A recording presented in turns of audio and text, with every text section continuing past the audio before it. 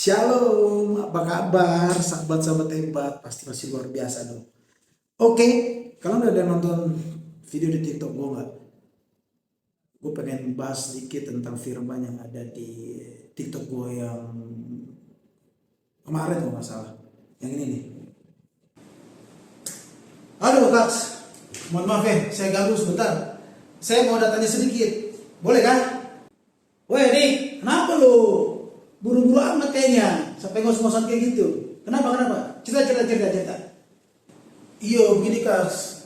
Jadi kalau orang tuh dong jahat sama kita, kita harus bagaimana ya?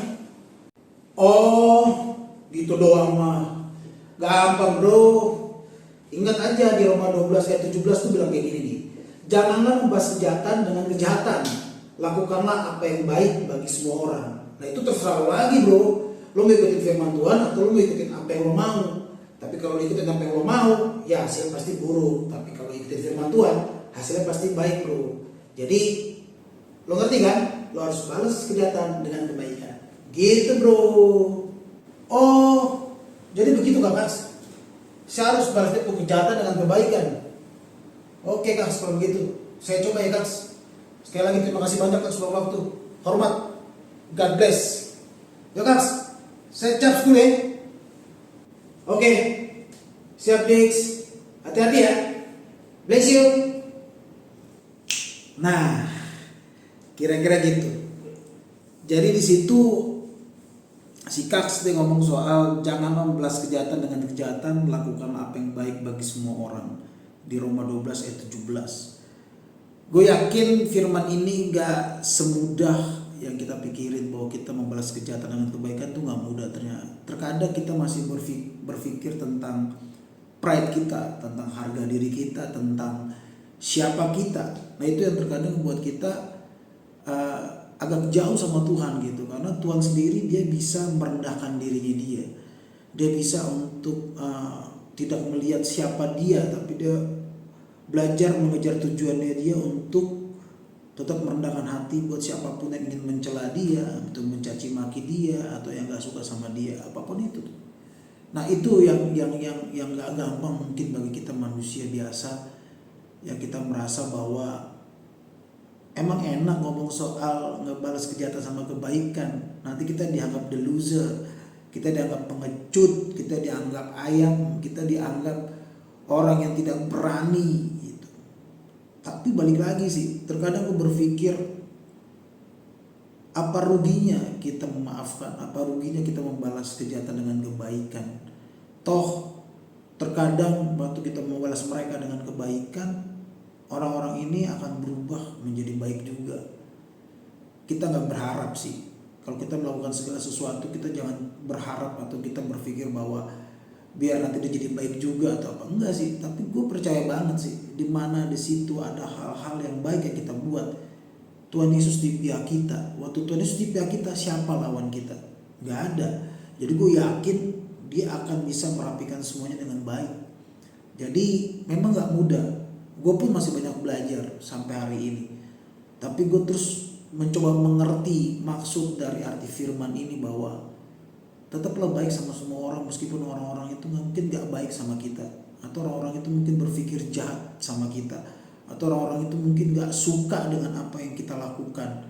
Mungkin mereka berpikir kita sedang menjilat, atau mereka berpikir kita sedang munafik, atau mereka sedang berpikir bahwa kita sedang cari muka, atau apapun itulah yang sedang mereka pikirkan tentang kita. Tapi marilah, gak ada ruginya tuh kita belajar untuk tetap berpikir baik, tetap berpikir positif tentang orang-orang di sekitar kita yang mungkin gak baik sama kita. Gak mudah memang kawan-kawan, sahabat-sahabatku, gak mudah. Kita semua sama-sama belajar selama kita hidup, kita gak pernah berhenti untuk belajar. Jadi gue yakin banget kalau lo punya hubungan yang baik sama Tuhan, lo punya jam doa, lo punya jam saat teduh sama Tuhan, lo sering baca firman, lo sering berdoa, lo punya komunikasi yang baik sama Tuhan Yesus, gue yakin sih rasa untuk bisa membalas dengan kebaikan itu akan jauh lebih besar. Lo akan merasa bahwa akhirnya kalau dia jatuh, lu bahas dalam jatuh kayak nggak worth it gitu buat hidup lu. Itu akan menyia-nyiakan segala sesuatu yang udah lu bangun sedemikian rupa dalam kehidupan lu, yang sebenarnya lu udah rasain hasil dari kebaikan, lu udah rasain hasil dari hidup damai. Jadi gue yakin kalian pasti bisa kalau kalian punya hubungan yang baik sama Tuhan, punya komunikasi yang baik sama Tuhan. Jadi yuk belajar sama-sama bagaimana caranya supaya kita tetap bisa melakukan hal yang baik. Di mana ada kita, di situ ada damai sejahtera. Karena kita anak-anak yang mestinya membawa damai, bukan membawa kekacauan. Tapi sekali lagi, ini semua pembelajaran, ini semua harus belajar, ini semua proses. Gak mudah untuk melakukan ini semua, gue percaya. Tapi ingat, ada Roh Kudus di dalam lo. Di dalam lo semua ada Roh Kudus. Di dalam hidup kita semua ini ada Roh Kudus. Orang-orang yang percaya sama Yesus. Jadi minta kekuatan yang lebih dari Roh Kudus, supaya Roh Kudus bisa bantu kita untuk terus belajar untuk berpikir baik, berpikir positif kepada setiap orang-orang yang mungkin tidak baik sama kita, yang mungkin benci sama kita, atau apapun itu yang mereka lakukan buat kita. Gue yakin kita bisa minta kekuatan lebih dari Roh Kudus untuk bisa melewati, untuk bisa mengampuni, untuk bisa memaafkan, dan apalagi yang paling ekstrim lagi, kita bisa berbuat baik sama orang itu. Tunjukin kalau kita beda. Kasih di dalam kita itu lebih besar, dan kita bisa jalanin itu semua. Sekali lagi, semua ini proses kehidupan. Gue mau kalian semua jangan kalah, kalian semua jangan nyerah. Memang sepertinya hidup tidak di pihak kita. Kita merasa bahwa kita yang begini terus, kita yang harus merasakan hal ini terus. Kenapa kita yang disakiti terus, padahal kita sudah dekat sama Tuhan, tapi kenapa hal-hal itu terjadi sama kita terus? Lo mesti pada happy kalau itu terjadi sama. Kenapa?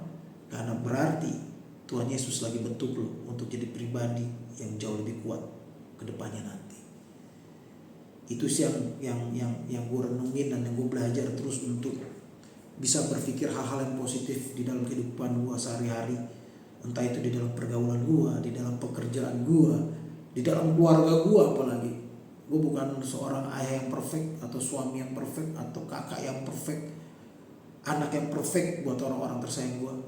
Tapi gue belajar untuk berusaha untuk terus belajar untuk menjadi orang baik, belajar untuk membawa damai dimanapun gue berada. Gue pengen setiap orang pengen banget ada gue di situ. Kenapa? Karena waktu ada gue, mereka merasakan damai, mereka merasakan sukacita, mereka merasakan bahwa aura positif ada di mereka. Nah itu yang paling penting.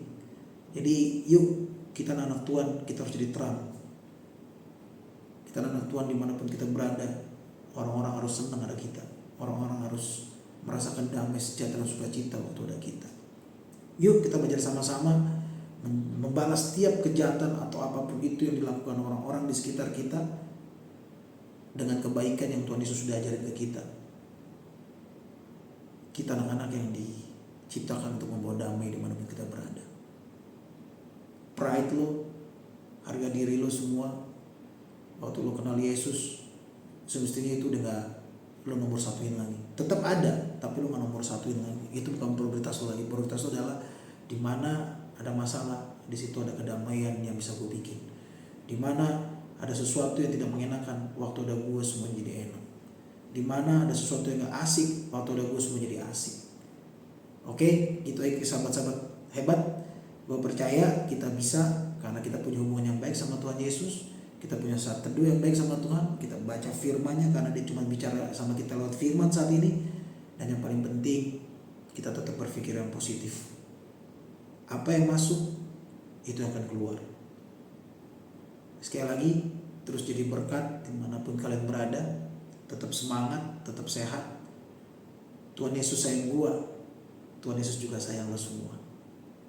Yuk, beda itu keren. Salam hormat buat semuanya. Kiki Dev out.